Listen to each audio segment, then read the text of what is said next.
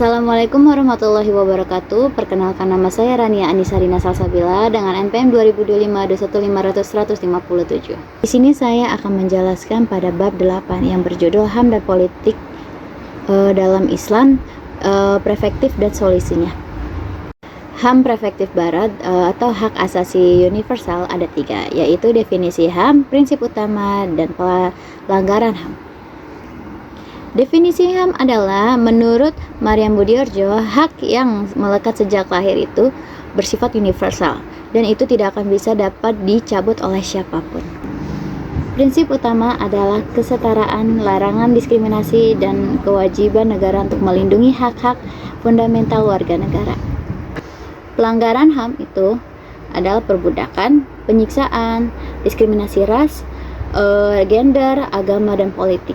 Itu yang merampas martabat manusia. Jadi hak itu tidak bisa dicabut. Jadi setiap manusia dilahirkan dengan hak-hak fundamental yang tidak dapat dirampas oleh kekuasaan manapun. HAM perspektif Islam itu al-daruriyat al-hams. Itu ada 2, yaitu pemuliaan manusia dan al-daruriyat al-hams. Pemuliaan manusia itu adalah Islam memuliakan manusia pada surah Al-Isra ayat 70 sebagai dasar fundamental HAM dalam Islam. Dan kalau al-daruriyat HAMS itu mempunyai 5 kebutuhan pokok yang harus dijaga, yaitu agama, jiwa, akal, keturunan, dan harta. Contoh nyatanya ini pada kisah Nabi Muhammad SAW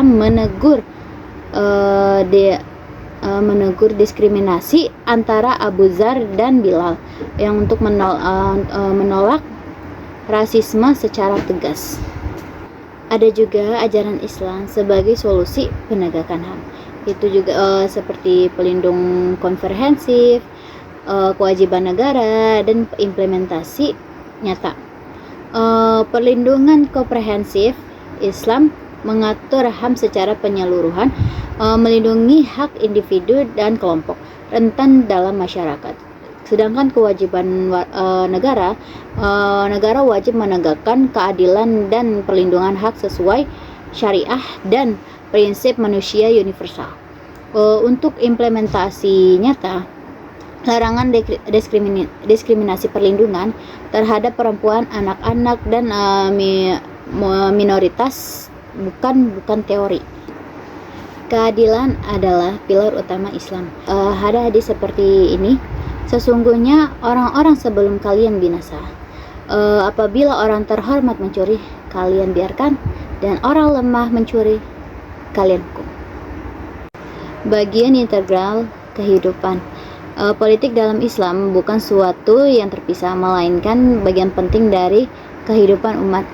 Teladan Nabi Muhammad, beliau sebagai pemimpin politik dan spiritual memberikan contoh kepemimpinan yang adil dan bijaksana. Tujuan mulianya itu, politik Islam bertujuan mewujudkan keadilan sosial dan kemaslahatan umat, bukan sekedar mengajarkan kekuasaan. Politik Islam dan dakwah dengan keterkaitan yang tak terpisah. Politik sarana dakwah menjadi media untuk menegakkan nilai-nilai Islam dan keadilan dalam masyarakat luas. Nasihat politik Islam, pentingnya memberi nasihat politik yang melandaskan keadilan, kesopanan, dan kebaikan sesuai hadis Nabi. Harmoni antara Islam dan politik menciptakan keseimbangan antara nilai-nilai spiritual dan tanggung jawab politik untuk keadilan yang hakiki. Kesimpulan, menyatukan HAM dan politik dalam Islam itu dengan kesamaan tujuan, solusi konkret Islam, dan politik sebagai Islam.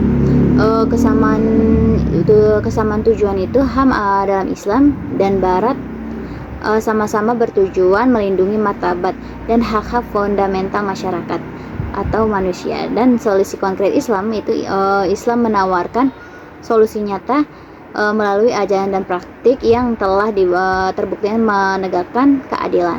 Dan politik sebagai alat itu, politik dalam Islam adalah sarana untuk mewujudkan nilai-nilai keadilan dan kemanusiaan secara nyata. Jadi, mari kita aktifkan peran kita dalam politik dengan landasan HAM dan ajaran Islam demi masa depan yang adil dan damai bagi seluruh bangsa Indonesia. Itu saja yang bisa saya sampaikan, kurang lebihnya mohon maaf. Wassalamualaikum warahmatullahi wabarakatuh.